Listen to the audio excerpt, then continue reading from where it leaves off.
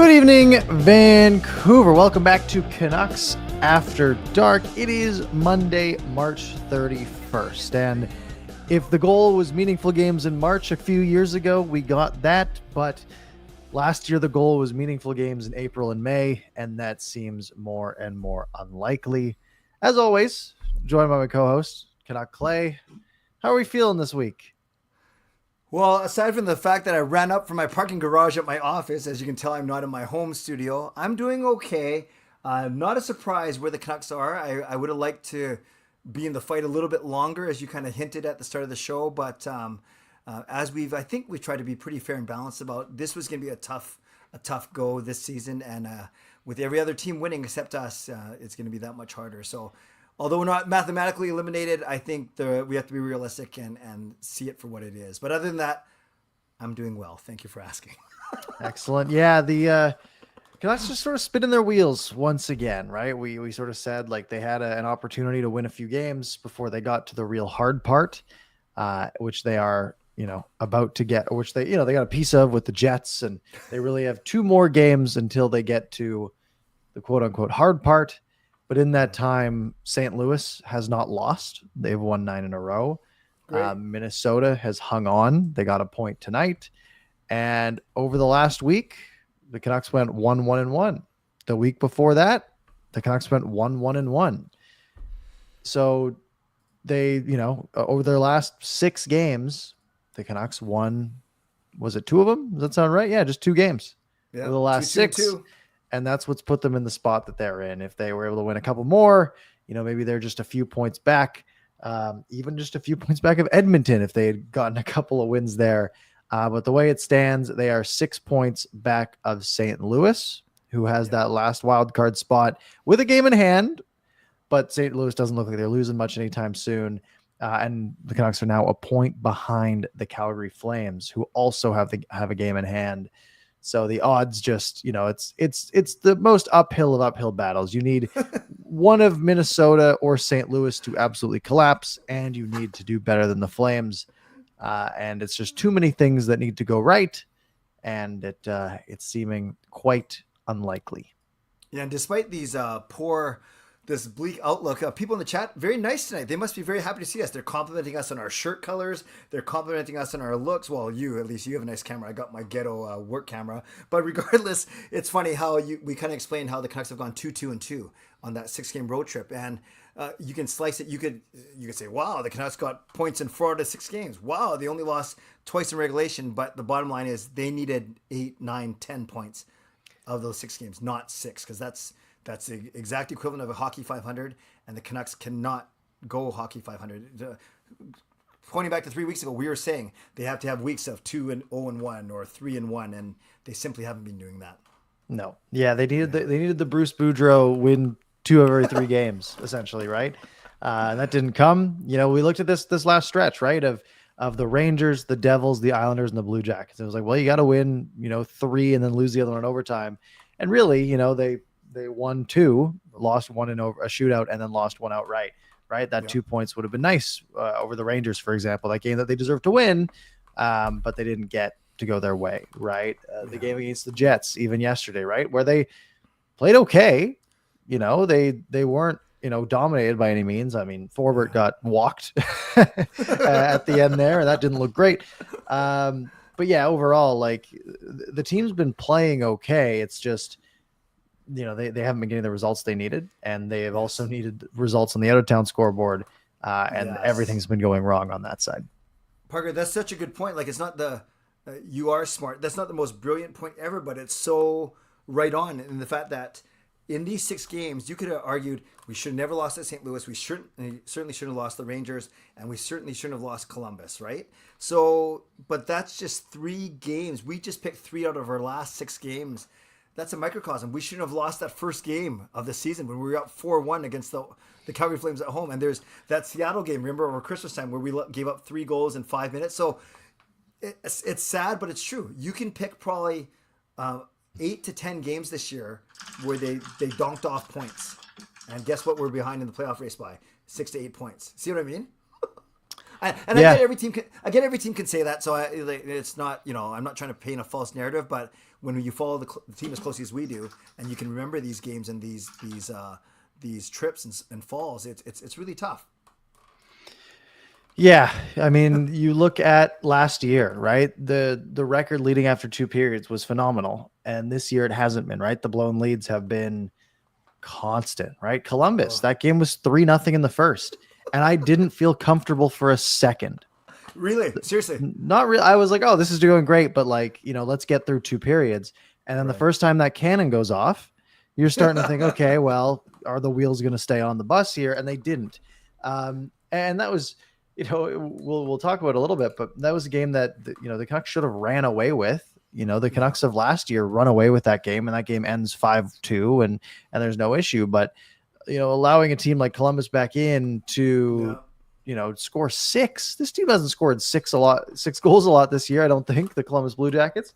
They've been a decent team, and they've been well above expectations. But like the offensive outpouring of these guys is not something that the Canucks should be allowing.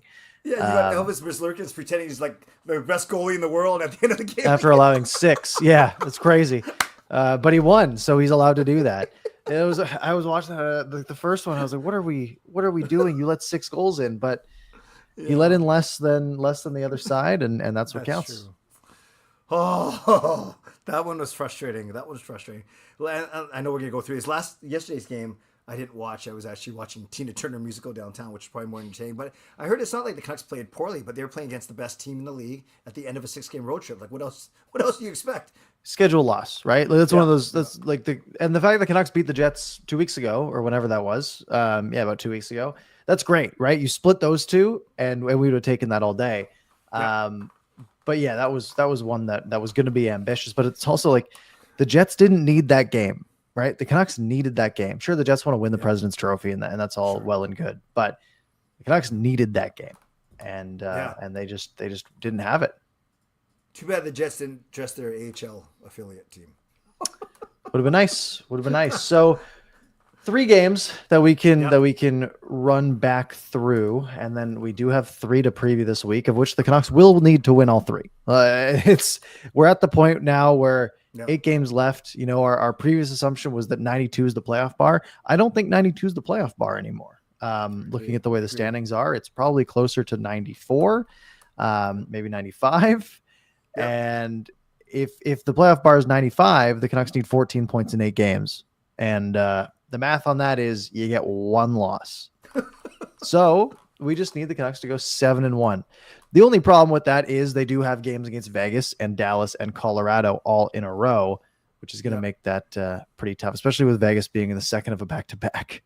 But shall we? Yeah, and we don't hold the tiebreakers or anyone because we have the fewest regulation wins. So technically, we can't even count on tying a team. We have to beat them. So let's make it 95 points now. So what's that? 8-0. It is 8-0. I mean, it's it's that easy, right? Simple. All right. I'm going to get a couple things pulled up. I'm going to get Natural Stat Trick because I'm curious about the numbers from these last couple of games. So I'll get that pulled up in 2 seconds here. Okay. Do you want to lead us off? Well, I guess we might as well go all the way back a week. I guess it's only 5 days to Wednesday. Canucks Islanders. You can kick us off with the one win this week. I am happy to do so, and I watched this game at the Canadian Brew House in Richmond. So anytime the Canucks scored, lights flashing, sirens, so loud it would make me fall out of my booth, and in a good way. And this was a really good. After this game, I know I was feeling really good because they had just beaten New Jersey 2 days prior, and this was a game that the Canucks really. They scored the first goal, then they gave up 2, but then they just kept chipping away, and this is all the guys. Yeah, Forbert scored 1, Ratu scored 1, but I do remember, Sherwood starts it off from Hughes and Roenick in the second period. So after all these games start the same, right? Except for the Columbus game, which was so weird. Every other game was like tentative first period, Parker, then tentative to start the second period. Then someone scores in the second period and then kind of opens it up, and then third period usually bananas, right? But this game kind of carried the same thing. It was a tentative first period. I know I remember Demko made some really good save off of Bo Horvat like 1 minute in the game. Yeah, Yeah, and that wouldn't that be a backbreaker if it's Horvat scoring on you 1 minute in? But it would hurt. kept it out. Yeah, yeah, yeah, yeah, yeah. Yeah. So yeah, the first period, yeah, not a ton going on, right? Shots 10-5 for the Islanders, and it was really New York's best period in this game. And statistically, out of all the periods, that was the only one that they like handily won, quote unquote, analytically, with expected goals being 1.2 to 0.5, right? So they had 70% of the share expected goals, but couldn't beat Demko. And then the second period, the Canucks were, the better team analytically as well. And they backed that up with 3 goals. And that third goal is probably the biggest reason the Canucks win this game, right? Goals late in periods are backbreakers, right? You're about to go into this period tied 2-2, and you get burned by Derek Forbort joining the rush of all people for his second of the season. And you're going to the dressing room and like, man, like we just worked hard for 40 minutes. We were supposed to be tied. Now we're losing. And then Teddy Bluger comes out and scores, a goal. I don't think it wasn't fantastic, was it? It was just sort of a shot. Like he got found in the face-off circle, which is a decently high danger scoring area, but not the most dangerous shooter on the ice for sure. And it just snuck through. No, you're right. And at that point, within a minute into the third period, you're down 2 instead of being tied up at 2. Yes, Forbort's goal and Bluger's goal came from the exact same spot, the left face-off circle, the right of the goalie's face-off circle. Blocker side. Blockers. Yeah, and then blocker side from the shot, and they both went under the glove, so they must have scouted. But yeah, you're right. When you have Bluger and especially Forbort scoring, man, and of course the hockey gods said, we're going to get you back, Forbort, with that goal from Perfetti yesterday. But this was, I don't know, the Islanders, and remember, the Islanders, Columbus, not so much New Jersey, but at least Islanders, Columbus, they are in the exact same equivalent spot that we are in the Eastern Conference. They are the teams that are either the second wild card spot or first wild card, first out of the wild card, fighting to get in. So I was actually surprised to see the lack of bite in the Islanders game. And I don't know, Parker, if that was because we were so good or they were so bad or a combination of both. Yeah, it wasn't. It's funny, like looking back on this game, I don't really remember much of it. No. Like I remember Forbort scoring. I remember the empty netter.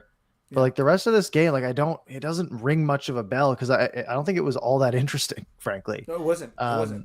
Especially, you compare it to the Columbus game, like that, there was just so much that happened in that game, just overwrote all the memory in my brain on the previous one. So yeah, I mean, it was the one win the Canucks had, and it was one of those ones that was like, hey, they needed that one, and the St. Louis won the night before and the night after. So you're kind of like, well, doesn't matter anyways. For the most part, we had to have it, and they did. But then they just looked ahead, and it's like, hey, well, you just got to keep winning. You just got to keep winning, keep winning, and a heck of a start in game 2 of the week. Yeah, it was. I was watching this one at a bar with no sound on, so I just looked up and I keep seeing the Canucks celebrating, so I was happy. Yeah. So the first one, it's a really nice passing play on the power play. Garland's running the sort of the left side of the point, fires down to Sherwood, who goes sort of backdoor for Carlson. Really nice goal. Besser gets one just off a wrist shot. If I remember that one correctly, just sort of going down the wing, I think. Yeah. Just from the top of the circle, walks in. They gave him so much room. Don't know why they gave him that much room for a guy who can shoot the puck. But he walked in and scored. And then the third goal was DeBrusk, and that was also on the power play. And that was just a shot, a rebound, goes 5-hole. Yeah. And really it's 4.5 minutes, right? It's 4.5 minutes, 2 penalties, 2 power plays. And the Canucks went from being tied at 0 to having a quick 3-goal lead. And it only took really a matter of 8 minutes in the second period to blow that lead. Yeah, it's funny because I know we're going to talk. Well, I think I'm going to talk about a bit of unluck, bad bounces against Lankinen for the Columbus goals. But the Canucks goals, they weren't really fluky. Like, they were good goals. Like you said, 2 of them were in the power play. Besser's, So, even though the sound wasn't on, I think I was a little bit more confident than you in that. I thought, Merz Lurkins looks like he sucks. Like, we're going to be awesome. Yeah, and it's funny because I wasn't like, oh, the Canucks are going to lose this game, but I was like, I wouldn't be surprised if this thing gets interesting, right? That was sort of my thought. And their first one's a great tip, right? I mean, nothing your goalie can do on that, right? It's a great play by Jenner. Yeah. Marchenko's goal, like, it's I don't. You probably shouldn't let these guys set up this well in your zone where it looks like a power play the way that they're operating. Yes. Marchenko's got a heck of a shot. It was a good release in tight, pretty Yeah. well defended, but he got a good shot Yeah. off. And then Fabro scores, which was frustrating because Fabro went after Hughes earlier, or maybe later. I think earlier. But it's just, this one was not great. Shot from the point, just gets through everybody. Yeah. Fairly well screened, but that's one, you need a save at that point. Great point. And Parker, refresh my memory because I was watching this game with two colleagues of mine. They don't follow the Canucks as closely as say we do. And then when Fabro scored that third goal, that game tying goal from distance, I caught myself saying, "Yeah, Lankinen lets in a lot of these goals from distance." But then I realized mid sentence that I was actually talking about Shilovs. So then I got really confused because we know the book on Shilovs is basically just shoot from distance, right? But then I can't remember. Has Lankinen struggled with that at all? No, he's been pretty good. Or I don't think so. I mean, yeah, yeah, it's not something that like stands out to me as something right. that has happened a lot. It's Okay. just, that's just one you just need the save on. Yeah, yeah. Um, I'm with and you. I'm with then you. and then dad insult to injury, the Canucks get a 4-minute high sticking penalty right after that. But of course, because this game doesn't make any sense, really nice play by Suter on the wall. Sherwood jumps up, finds the puck, finds Tyler Myers driving the net with a little backhander that slides through somehow. And that's the only goal on that 4-minute power play. So the Canucks get through the second period with the lead, and it feels like, hey, they collapsed, but they've got the lead back, a shorthanded goal. You just keep working this one out. You're probably going to score a couple more, and they did, and find a way to win it. But third period was even weirder. And we start the scoring in the third period. That's what makes it the Yep. weirdest. Yeah, it's just ridiculous. Ratu's been great. He's been He's really had a good. really good couple of games. A great shot here, like just skating in quick. Defender goes with the little poke check, but he does the slight pull in on the shot, just changing the angle slightly, getting past that stick, and it's exactly where you want to shoot the puck. Right, it's 18 inches off the ice inside the Yeah. post. It's Yeah. it's one of the hardest spots to make a stop. It's perfectly placed. He should save that really, Right. Yeah. Yeah. most of the Yeah. time. But it's a great shot. It's excellent. And then Matejchuk scores 21 seconds later. Oh. Like this, the highlight starts on the face-off. If you, that's never a good sign. Yes, And this is just like, it's a nice play, I guess. I mean, guy skates around, gets the puck on the wall, plays it to the point for a shot, and it's not particularly well screened. Like there's two Canucks there, but like the shot, like Lankinen should see this all the way. Yeah. It's just a hard shot that gets through, and then it's only 5-4. And then, the Canucks make it to 3 minutes left, and then it's on a power play. Canucks give up another penalty. And this is actually right after a goalie interference call. Yes. Right. So Boone Jenner gets called for goalie interference, which was a good call. I mean, it was clear as day. He tried to skate in front of the net. He got a little bit of a bump, but he also, was the one who initiated that angle, skated into Lankinen's skate. But then right after, there's too many men penalty or something. I don't remember. But some sort of penalty. And it's just a shot from the wall that goes off of Jenner and in, like a lucky bounce. But that guy shouldn't be able to just stand there. And it's 5-5. Yeah. And then 22 seconds later, this one doesn't start from the faceoff. It starts right after the Blue Jackets won the faceoff, at least, so it's a little bit better. But again, it's just like they dump it into the zone. They win the race to the puck. They win the puck battle. It's 1-on-2 in the corner. The Canucks lose the battle. They get it. They cycle it back to the far point, and it's just a shot from the blue line that is really well played. Right, it's sort of a slap pass to the guy in front, who lets it go off of his skate, taps it in, wide open net, because of the change of direction. And suddenly the Canucks go from up 5-4 for 12 minutes to being down 6-5 in the matter of 30 seconds. Yeah, that Olivier play, it was a good play.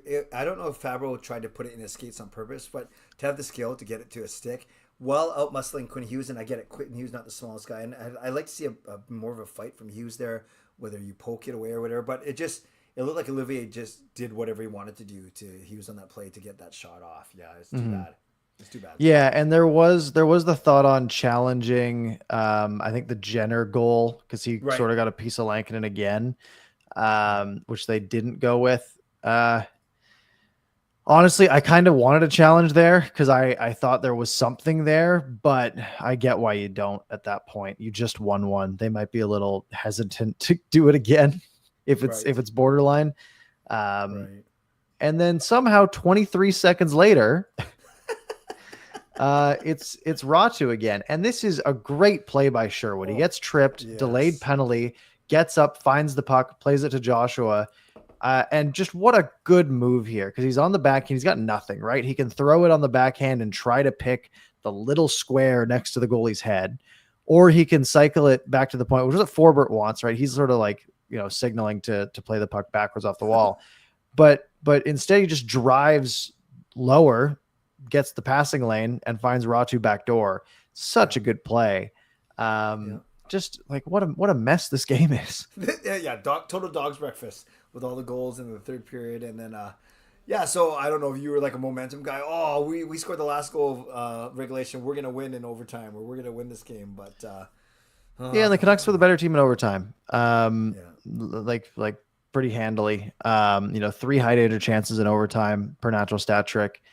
Shots were 4-1. I think Hughes had a nice rush but couldn't score. And then you go to the shootout, and it's weirdly 2 goalies who've had really bad games, and there's only 1 goal in the shootout. It's the first shot, which it's unfortunate. It wasn't. Kent Johnson, local boy. He remember who was it that scored in the shootout against us, New Jersey? Oh, Jesper Bratt. Remember his sick hands? I remember we were talking about it on last Monday night show. Oh. Kent Johnson is not the exact same move, but very similar. Just I marvel at the way these guys can stick handle in tight and just and that's the only goal that goes in, and otherwise liking it as well. I do remember. Do you remember like DeBrusque, Garland, and Lekermakis? All their attempts were pretty weak. Like I was like, shoot it harder, shoot it to one of the 2 sides and not right up the middle. Like it was kind of frustrating. Yeah, it really was, especially after like goals like Ratu's during the game and Besser, like shots that beat him from distance. Not a lot of distance, but some distance. You would expect that, if you were able to pick the post, you're probably going to score. Yeah. No, I'm with you. Oh, all right. And then yesterday, Jets, little nooner. I only watched the third of this game. Okay. So I missed the fun part, it seems. Yeah, well, that's more than me, because I only listened to the first period driving downtown, and that was it for me. Yeah, I mean, the first goal, like they caught the Jets on a bad change, and Myers found Suter, nice little move in tight. Beat. Goal review too, right? Offside review, I should say. Oh, was it? I missed that because I didn't watch it. That was quite a long review too. It was scary. I'm gonna do this in slow motion. I can see why it was close. Totally, because it's probably the skate's probably off the ice, but that heel of the blade's probably over it. Exactly, they had no definitive thing. Yeah, it's super close. But then Kyle Connor scores. It's a nice goal. I mean, he just skates into the zone and rips it. Play that guy a little tighter. He can shoot from anywhere. Just a thought. Yeah. One of them was DeBrusque. So it was one defenseman, one forward, but still, But one of them was a defenseman. They could have. That's true. They could have. It was still 1-on-2. And then this, the second goal, just little button hook on the corner, fires it back door. It's just sort of a mess looking for it, and it just squirts out. It's unfortunate, but it's a goal.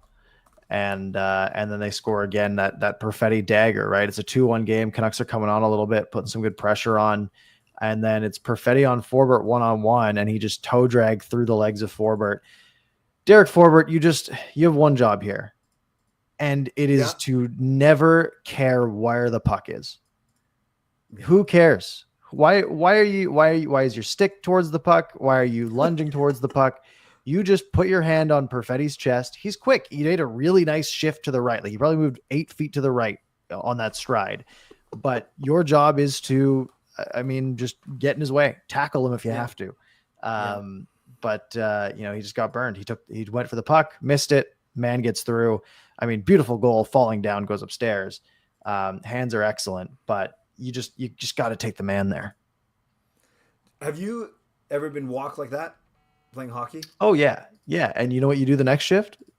You just put your hand on their chest anytime they try to skate by you. And it's way easier that way. It's easier said than done, of course, but you get caught puck watching because you're wanting to make a nice poke check and get possession when in reality you should just be preventing the guy from getting past you. Because even if he keeps the puck and he gets like to your side, it's a sharp angle shot and it's not going to do much. So it just wasn't played well. Then I couldn't tell, Parker, did Perfetti trip or did Forbert trip him up, and then it made it look even more dramatic than it was because he was scoring as he was falling. Like it was a beautifully skilled play. I just didn't know if he tripped himself or if Forbert got his stick in there. No, Forbert never touched him. Really.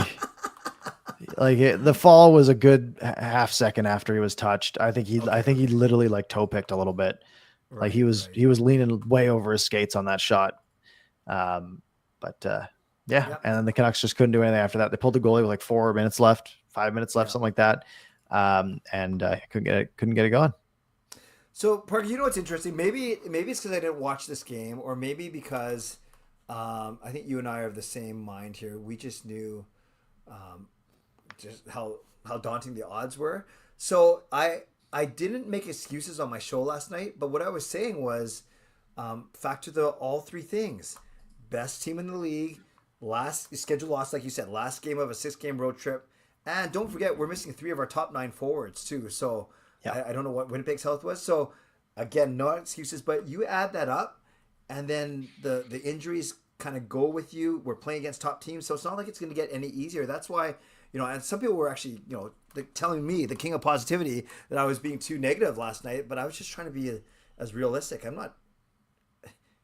just trying to be as realistic as possible.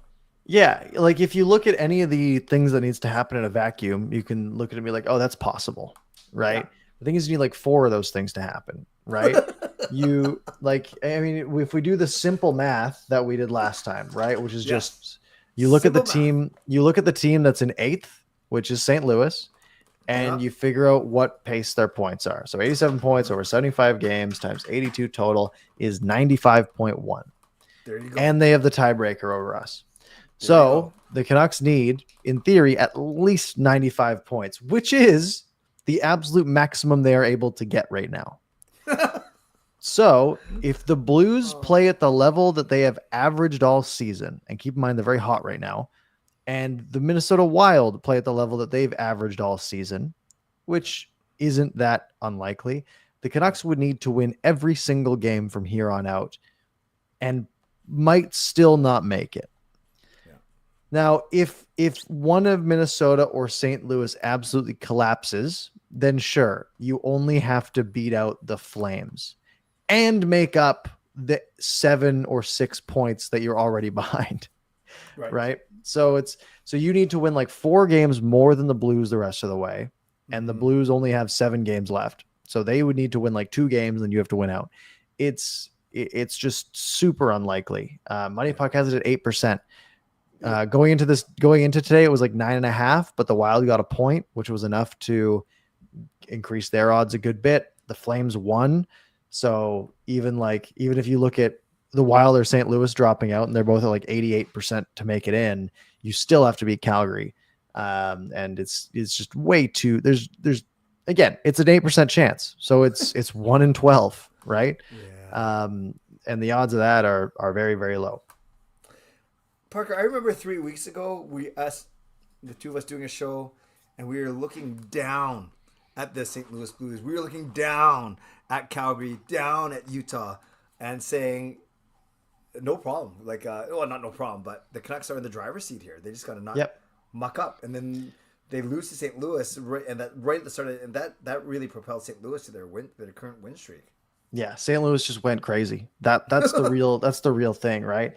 If St. Louis had gone 500 instead of winning 9 in a row, we'd be like 1 point back, maybe, right? And then we'd be like, all right, there's 3 teams. It's Vancouver, Calgary, St. Louis competing for that spot, right? Yeah. Because remember, St. Louis and Utah were kind of in a similar boat and now St. Louis is 9 points ahead of Utah. That's Right. crazy. And so you look like, oh, Utah must have collapsed. They've won 5 of their last 10. Like it's not like they've been doing crazy terrible. I mean, they lost 8-0 to the Lightning on Thursday. Good. But it still only counts for one game. So yeah, it's a real uphill battle. Is there a chance? Sure. But yeah, the Canucks need to do what the Blues have done for the past 2 weeks. And, you look at it and you're like, okay, well, tomorrow or Wednesday night against the Kraken should win that one. Saturday afternoon against the Ducks, they should win that one. Vegas at home, that's going to be tough. Dallas on the road is going to be tough. Colorado on the road is going to be tough. Minnesota at home is maybe a toss-up.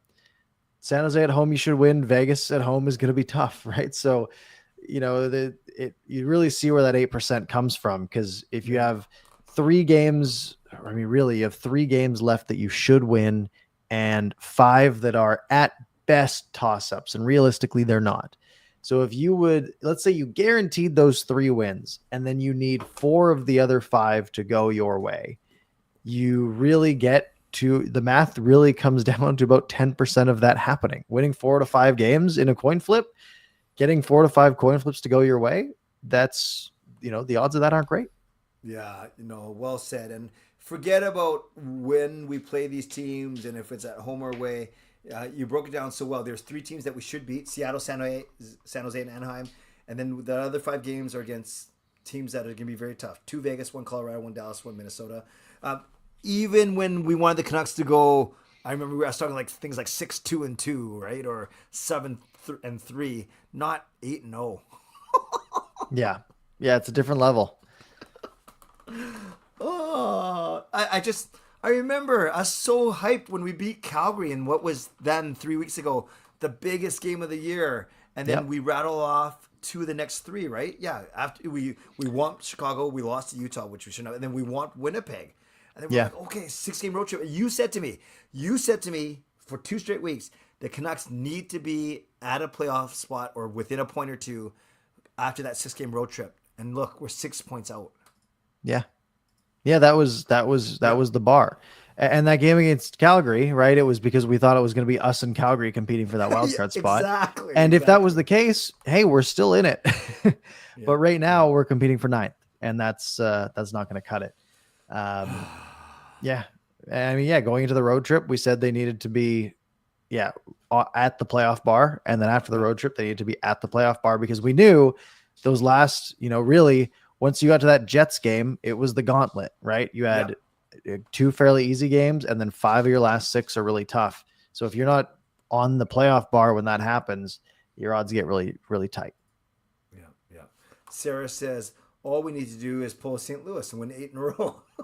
And even then, you're not getting, actually, if you win 8 in a row, I think you catch Minnesota. Yes. Especially because one of those 8 would be against Minnesota. So that would make it from the 7-point gap it is now to a 5-point gap if you include that game. And then Canucks have a game in hand, so that makes it a 3-point gap. And then you would just need the Wild to only win, 5 of their other or 4 of their other 6, and you'd still get in.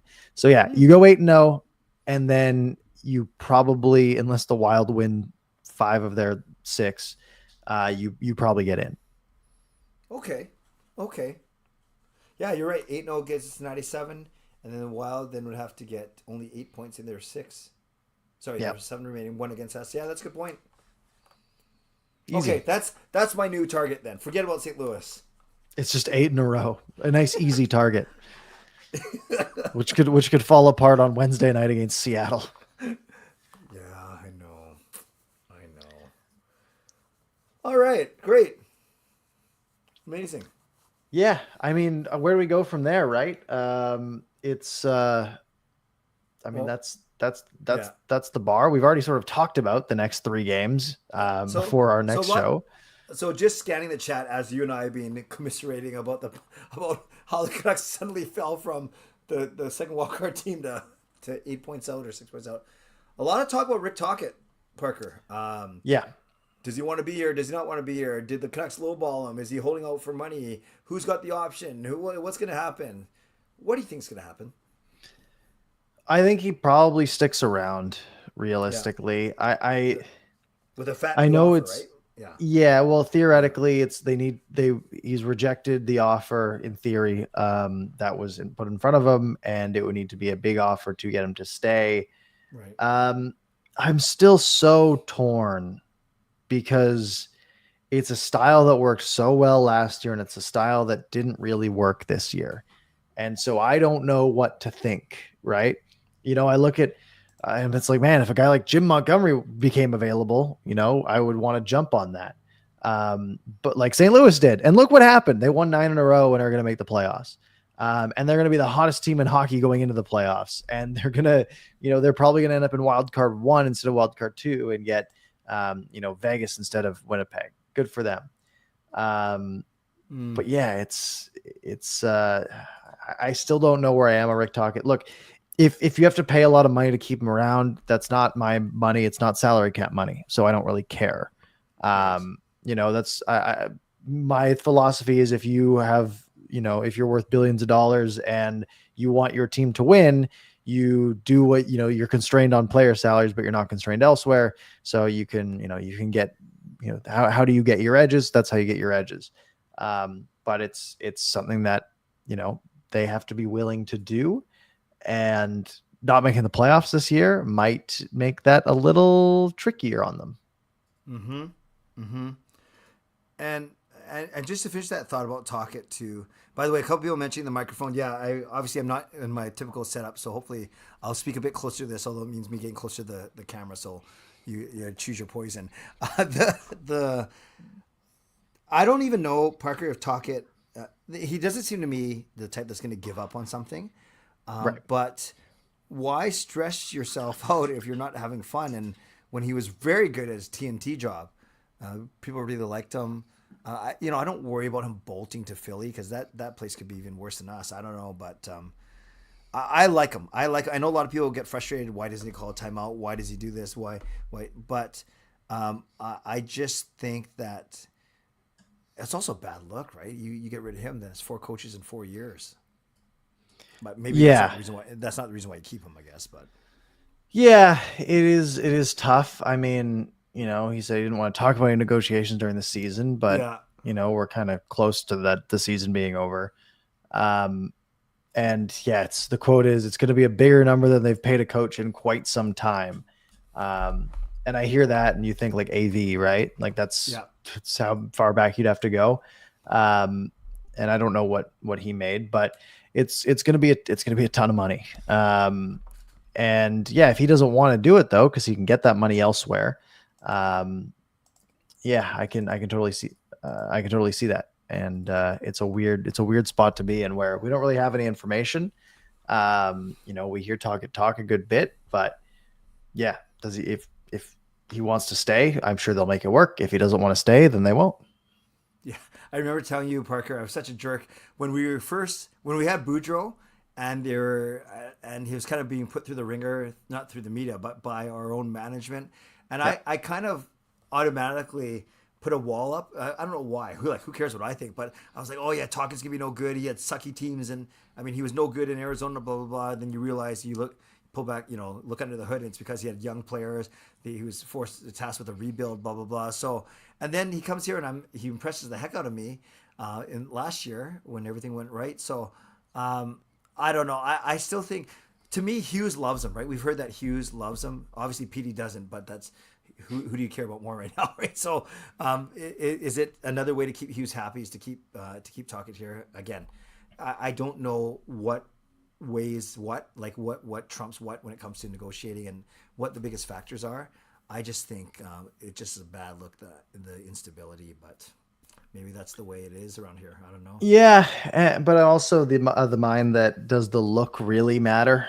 Like if I've always been of the mind that if you have any way to marginally improve your team, in theory, you should do it. Right now, part of that is like, it takes the person out of it a good bit, right? Where you're just like, yeah, just if you're going to make your team half a point better in the standings every year, you do whatever it takes to do that, right? Whether it's trading a bunch of guys away or doing whatever that is. If you think it makes your team better as the GM, that's your job. Now, there's other factors to that, like morale, and competitive spirit and stuff like that.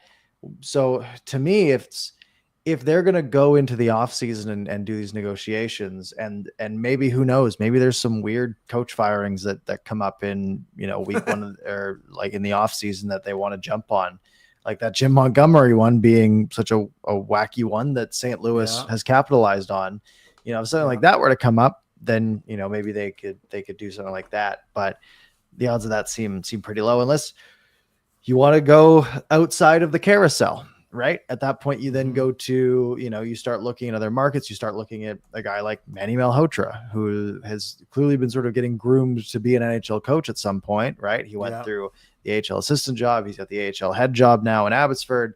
There's, it sounds like, he's sort of on the fast track to be an NHL head coach. And it's, whether that's in our system or whether that's somewhere else is yet to be determined. So if Tocchet leaves, do they just hire from within and go that route? Part of me is like, that's kind of exciting, but it's also like, it's unproven and risky when you are in the heart of, the best players on your team's primes. Yeah. Yeah.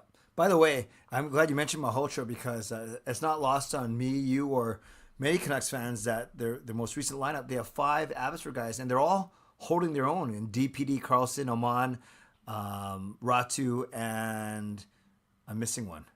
DPD, Carlson, Oman, Ratu, and Lekkerimäki. Yeah, 4 Swedes and a Finn. But it's great. It's great. That's and Japan 4 asked a question about this like half an hour ago. Sorry, but that's the way we do things around here. Last 10 minutes, but he just said, like, what do you do when it comes to the last 8 games? Like, forget about Tom Verlander, like that. Not even including him. Right. This is a chance for these guys to.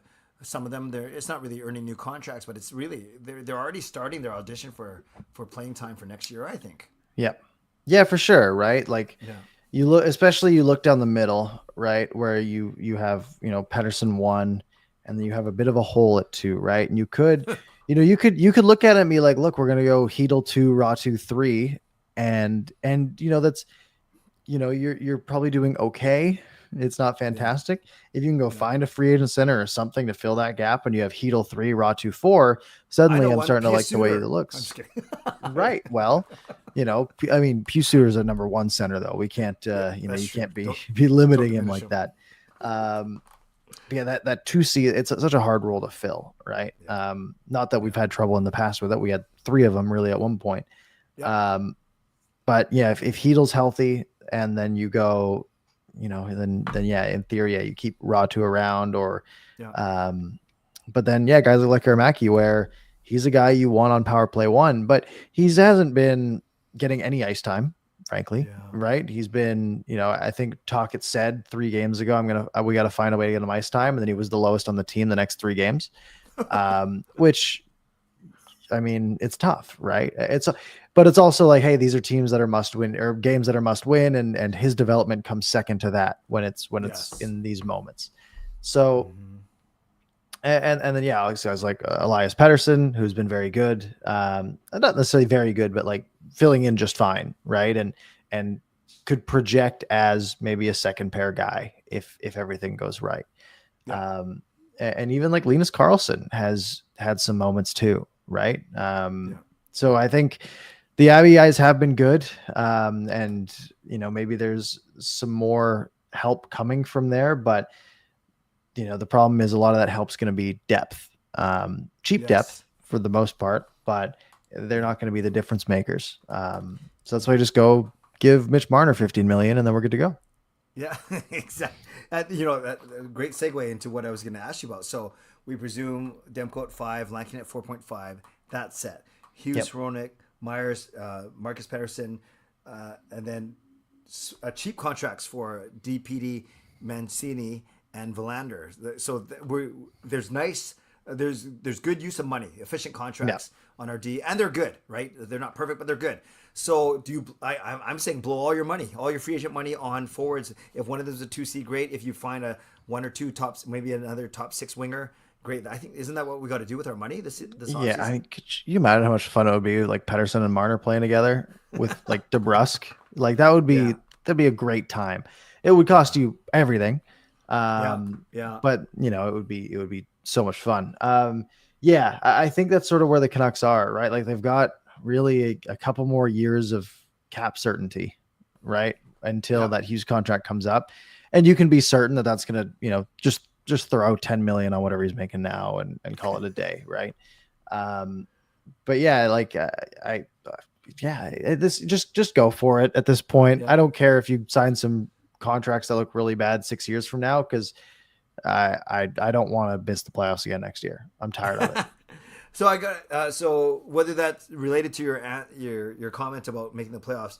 So you and I were kind of expecting Pius Suter to be traded at the trade deadline because Yeah. you get a second or third round pick for him. Maybe not as much as Besser, but you'll get something for him. Jack of all trades, Swiss Army knife, blah blah blah. And then Pedersen goes down, Hedos goes down, and he's playing like an amazing, our best forward right now. Does that so now he's going to make even more money? Does that make him even harder to like, did you give the Canucks any chance of re-signing this guy in the first place, let alone now? I could see it. I could see him being a guy that they just want on the team because he's a very good penalty killer. He's a very good, he fits anywhere in the lineup. He like you can stick him at 3C and he's one of the better 3Cs in hockey, right? I mean, he scored 20 goals this year. Of course, he's one of the better 3Cs in hockey. But the fact that you can put him anywhere and he doesn't look out of place, right? If you put Teddy Bluger as 1C, you're going to notice you're not going to get an increase in production from that increase in ice time. Nothing against Teddy Bluger. That's not his job, right? But Pius Suter has filled in and, he's put up a couple goals and he's looked all right doing it. And he's won a lot of faceoffs for the most part. I think he had a bad game, one of those games, but the fact that he can fit in wherever is like, that's a lot of value in and of itself. And with the cap going up, if the Canucks don't think they're going to be players for some of the bigger names, then maybe that's a route that they go, right? And they say, hey, we'll give this guy the $4 million that he wants and keep him around. And then, we'll fill in the gaps here and there and sort of run it back. Even though I would much prefer you go out and get a star, it's easier said than done. If you had to rank or predict, let's just do it real quick right now. The three, I think Jolson for me is as good as gone, especially with Villander coming. So Besser, Suter, Forbert, are any of those guys coming back in your eyes? It's tough. I mean, I could see Forbert coming back. It just like as maybe he doesn't want to move or whatever. But there's a lot of pressure coming from beneath him, right? There's a lot of guys trying to get that ice time. But honestly, other than him getting absolutely walked yesterday, I think he's been fine. And like these random goals he's scoring, like cool, jumping in on rushes, getting a rebound and getting a goal in the rush. That's great. But, there would be no raise coming with that, right? Like it would be for the same money as a depth piece, whereas he can probably go somewhere else and get, bottom pairing ice time guaranteed for the most part. Right. So I could see him leaving. Besser, I mean, he was worth his value was 8 million. Then it felt like it was like 5 million. Now it feels like it's probably like 6.5 again, maybe 7 because he's scoring a bunch again. I don't know what to do with Besser. I mean, if you get Marner and you put him with Besser and Pedersen, maybe that group finally works. But it's I don't know if they're going to want to pay that much for a guy like Besser when, there's other options out there. There's a lot of other great options, but a guy like Nick Ehlers, for example, who's going to get paid more than Brock Besser, right? Yeah. Because he's frankly way better. I'd rather throw in 2 million more and get Ehlers over Besser. Mm-hmm. And then I know Japan 4 just mentioned it. Canucks Uncensored. Nice to see you guys. Would you re-sign Suter to 4, 8 to Ehlers and make a trade? But I think Ehlers is going to make a tiny bit more than 8, actually. Yeah, he's probably closer to 9. Yeah. And make a trade to free up cap space to get another top 6 forward. What are the projections right now? About 15 mil, right? Something like that. But where do you get that cap space from, right? Unless it's Demko. Yeah. Or But Garland. that's like, again, like the way Demko's been playing, it's like, even if you're only getting him for 30 games, we need every point we can get in the standings. Yeah. Yeah. Yeah. Yeah. On one hand, I'm thinking salary cap going up and the Canucks have, those 3 contracts coming off the books. But if you're re-signing, Suter at more money, then what are you doing? Man, I really didn't want to be talking about this in March. Yeah, sorry. This sucks. We were supposed to be talking about our first round matchup. I know. Yeah, we're against the Oilers again. It's going to be exciting and fiery. 2v3 in the Pacific. What a mess. Heck, I would even take, hey, how many games do you think will last against Winnipeg, Parker? Like, Yeah, and I would have said 6, and it would have been a good conversation. Swerve and Irvin, $7 donation. Thank you. Let Jilson walk. Sure. But boy, is it sad to see the Ulevi trade tree end that way. Such a way. Oh, yeah, I never thought about that. I think it's very fitting. We'll wait for that trade tree to end. Oh, thank you, Irvin. Just like how the Ulevi era here ended with him face first on the ice after a bag skate. It's almost meme. It is meme worthy. Him 100%. Rolled up in a ball in the corner. Yeah, that's sort of where this team is right now. It's yeah. Oh, okay. Anything else before we end off with the people? We previewed the 3. Okay, let's give a record. Humor me. For the next 3, for the, what is it? Seattle, Anaheim, and Vegas. Just because 3-0. Just because they're going to give us that little bit of hope and then rip it away from us again.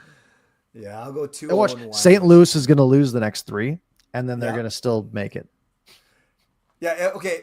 I will, if we somehow win the next 3 and St. Louis loses the next 3, and we are talking about a playoff chase again this time next week, I will do something, like, not harm myself, but I'll do something silly, because for as negative as I was today, I'd feel really bad, actually. Well, you can only deal with the information in front of you, and the information in front of us is pretty bleak at the moment. Oh, okay. All right. I guess we can go to people for a few more minutes. Let's do it. All right, guys. Put in your questions. We'll try and find some other ones up top, but this just becomes a 7-minute gong show. So let's just get going. Yeah.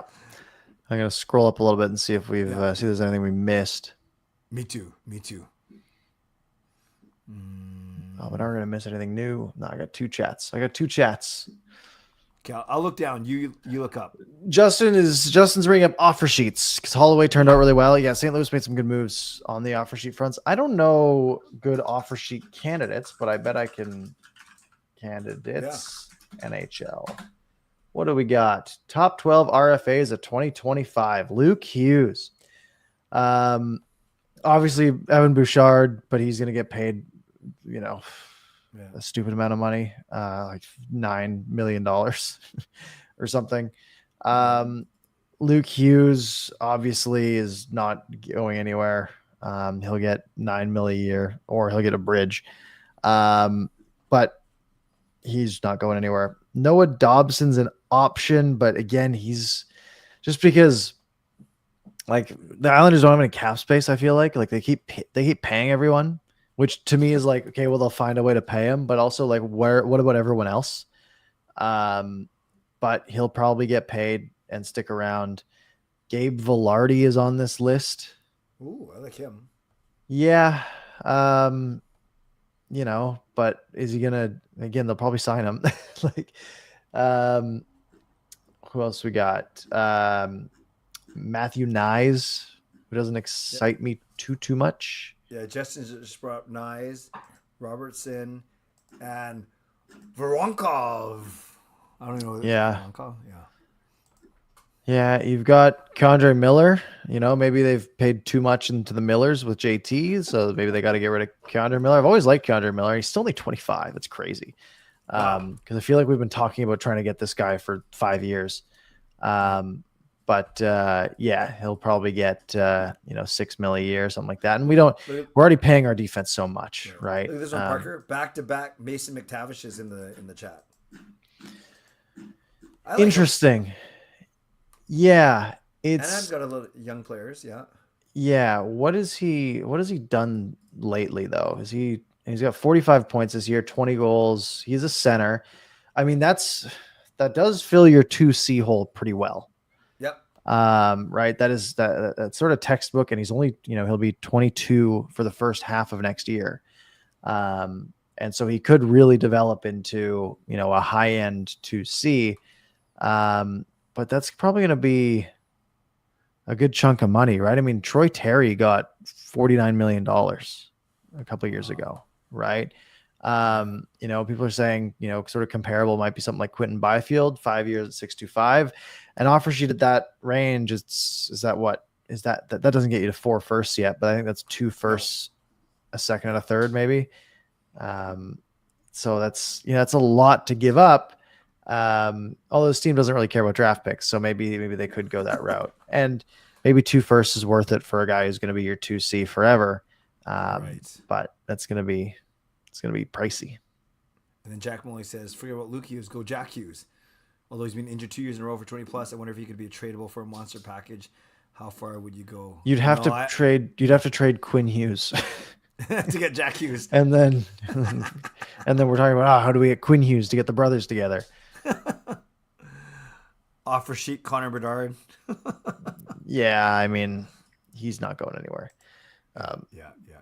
He should leave. But yeah, I do like Paterka too. I don't know what his. Yeah, I just don't see it, man. I mean, maybe. Yeah, and the one like you're not doing it with an offer sheet. I don't think I could see like a team not having the money to sign them or wanting to put that money elsewhere and trading their rights instead. Yeah. And maybe that's the way you get it done, and it's sort of a sign and trade. But I just don't see the offer sheets happening. Mm-hmm. They're so rare. I mean, it happened twice last year from one team against one other team, but that's it. Yeah, no, I'm with you. The Honorable James Moore, highly recommend watching the Frozen Four. Amazing hockey. Watch Verlander and Celebrini at Boston U. That's awesome. Yeah. I think I should. Yeah, it might be exciting. It might be more exciting than the current games. What happened to us? Why am I so negative? What happened? It's not. Well, the team didn't do what we needed them to do. That's not on you. That's not on me. That's on them. I did joke on my show last night, Parker, that when we do our poll, our survey, our contest recap, it's gonna be ugly. It's gonna be bad. We've always gotten it exactly wrong. We've always been too optimistic during the bad years, and then we course corrected last year, and then the team was good, and then we course corrected back this year, and the team is not good. So yeah, the predictions are going to be a disaster. Yes, for sure. But on the bright side, we get to look at them earlier this year. What teams seem more vulnerable to being offer sheeted? Well, it's a combination of two things. You look at teams that have a lot of good young RFAs, and you look at teams that are up against the cap. So I think that's a great question. I don't know who those teams are off the top of my head. I don't know, Parker, if you know a way to find that out. Yeah, I don't. I'm sure I could, but not when we're up against it. Yeah, I hear you. It would take a while. I hear you. Here's a good. Which of this year? This is a good question. Jovito, nice to see you. Which of this year's trade acquisitions is more crucial to our success? Is it Hito or Marcus Pettersson? I think it's Marcus Pettersson. He's good. He's really good defensively. And from the day we acquired him, we've been one of the better defensive teams since then. Heedle, the health scares me. It's like 6 or 7 concussions now. We knew that like one bad one, and it was, when there's some risk. We don't know how bad this one is, but he's been out for a good bit. I look at where this team is right now, and I don't see him coming back. Right. Cause like this team's out of the playoffs, why risk it? What's the point? So yeah, I'm going to say Marcus Pettersson, cause he's going to be a staple on that second pair. He's going to play 20 minutes a night all year. Yeah. He's good. And he can, he's there. So Quinn Hughes doesn't have to kill penalties. Yeah. All those things. Yeah, no, I think Logan, and and obviously the Canucks love him because they signed him within him being here for a week, so Yeah. long term. Ah, okay. All right. We'll wrap up there. Yeah. We'll be back next Monday, and it's either going to be, oh, we're somehow back in it, or it's going to be, well, now they're officially done. So we'll see. Make sure to subscribe to the notification bell for that if you would like to hang out next Monday. Otherwise, Clay, any parting words this Monday night? Yeah, no show for me tonight. Thanks for people who are asking because I got to get home from actually get to my own house, so won't do that. But Parker, great to chat with you once again. And you're right. I would love to be having these conversations at least 1 or 2 weeks down the road, not before even the calendar turns to April. But I don't know. If you want to be optimist, I guess we're further along than we were 2 years ago. Sure are. Yeah.